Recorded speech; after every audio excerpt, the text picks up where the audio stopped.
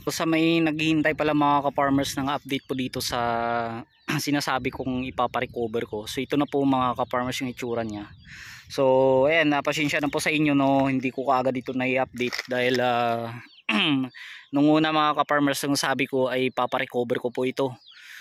Pero napagdesisyonan ko na po mga farmers na pabayaan o hayaan na lang talaga dahil ang rason, kulang po tayo ng supply ng tubig. Pangalawa, bumaba po yung presyo ng talong, humina po. At saka pangatlo, grabe po yung timog at saka amihan, yung hangin. So mabilis po matuyo yung lupa. So at saka yung supply ng tubig, talagang mahina na yung tubig po sa aking balon. So pansin natin mga farmers, dry na po yung lupa.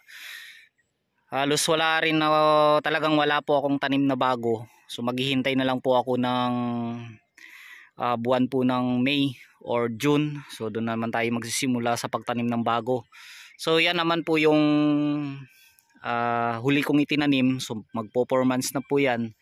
So pinabayaan ko na rin po yan mga ka-farmers dahil yun nga, mahina na po yung tubig. Ayan no, sobrang dry na hanggang doon po sa kabila. So wala na po talaga mga ka-farmers. So maghihintay na lang ulit. So naka-prepare na po ako doon at nakapunla na ng bali unsing 3, 11 na 3 po na Calixto F1. So mahigit po yun 1,000 kapag tumubo po ng maganda. So bali pangatlong araw na po ngayon simula po ako nakapagpunla. So hindi pa yung tutubo. Medyo mabagal po kasi yung pagtubo nun. So yan, wala na talaga mga farmers no. So abang-abang na lang ulit sa makapagtanim tayo ng bago.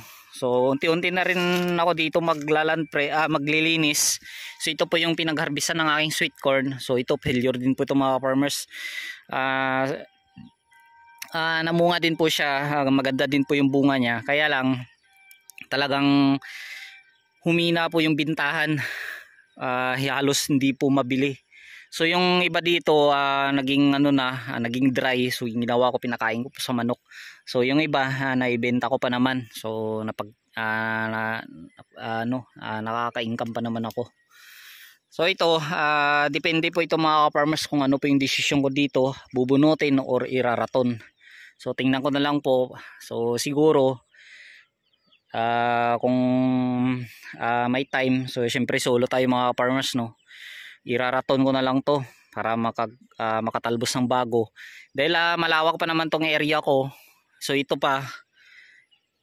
tatamnan ko din po ito ng gulay, doon din po sa itaas. Ayun yung mapapansin nyo, yan po yung dati kong sitawan at saka ampalaya. Yan, bakante na po yung gitna niya na dyan.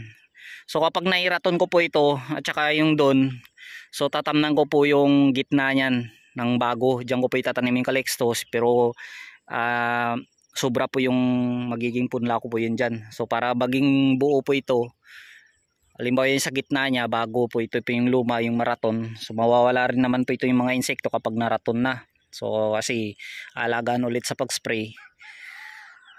Yan, tapos yan dyan mga farmers no,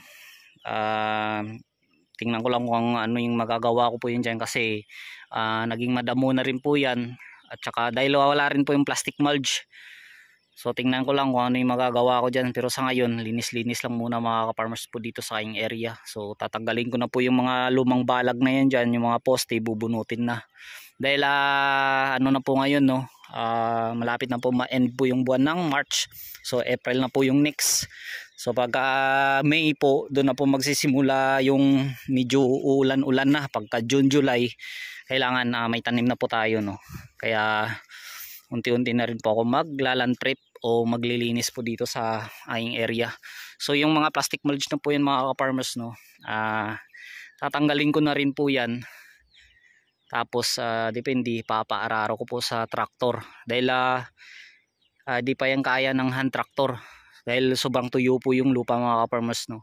Mas mabuti na traktor po yung ipaararo ko dyan para din po na maibilad na po yung maibilad po yung lupa. So kung may mga bakterya po diyan, so mamamatay dahil po sa init. Yan po. So ito na po yung aking area, no. And malawak po yan mga ka-farmers yung tataniman ko sa sunod. So ito po yung itsura ng talong kapag napabayaan, no. Dry po siya. Walang spray, walang abono. Pero hindi po to siya mga farmers madali-daling mamatay. Yun lang po yung pinaka sa talong dahil lalagas lang po yung kanyang mga dahon. Yung puno niya po andyan pa rin. So aabot pa to sa tag-ulan kung hindi ko po ito mabubunot. So yan lang po mga ka-farmers, no.